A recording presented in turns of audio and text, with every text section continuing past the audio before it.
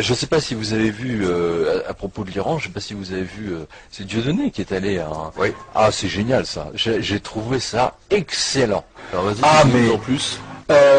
C'est à propos de l'affaire Sakiné, on en a parlé un petit peu ici, donc Une femme qui a tué son mari parce que elle avait... voilà, et donc qui en fait non, au départ c'est une histoire d'adultère, là-bas, donc elle va être condamnée à la lapidation. Et alors donc Dieudonné a donné une conférence de presse après en étant de retour de Téhéran, et il dit mais en fait il n'y a pas de lapidation dans la loi iranienne, c'est c'est pas du tout prévu, donc c'est un mensonge absolu. Et il dit il ne comprend pas pourquoi Bernard-Henri Lévy fait tant de foin, pourquoi Madame Sarkozy fait tant de foin, etc. en disant que c'est juste une petite affaire alors qu'elle a quand même tué son mari. D'après les détails, donc elle a fait assassiner son mari par son amant, et donc aussi bien elle que son amant ont été condamnés exactement à la même peine, mais il n'y a absolument pas de lapidation de prévu. Et donc Dieudonné, mais il était scotché, quoi. Il dit mais c'est pas possible d'avoir une telle manipulation de l'information.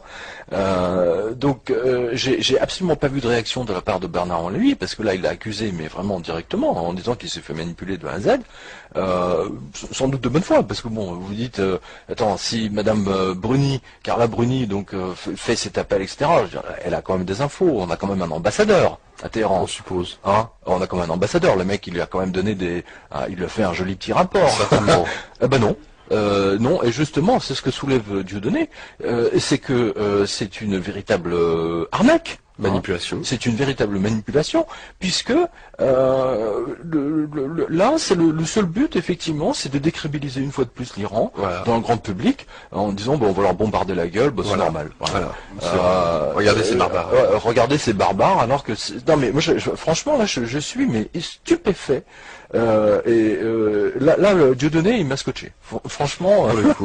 Ah ouais, excellent. Bah, vraiment. Non, mais il est allé sur place.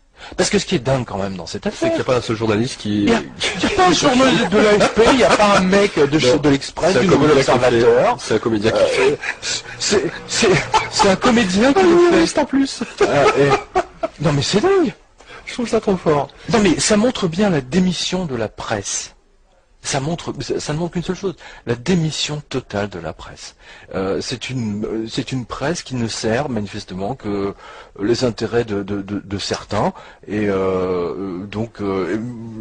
d'ailleurs nous aussi, et moi je l'ai relayé cette information, hein, donc c'est pour ça que je reviens dessus, parce que là il importe de la corriger, et merci à Dieudonné d'avoir été sur place et d'avoir vérifié, parce que se faire enfumer comme ça directement par l'Élysée, c'est quand même grand. Et par Bernard Lévy, c'est quand même grand.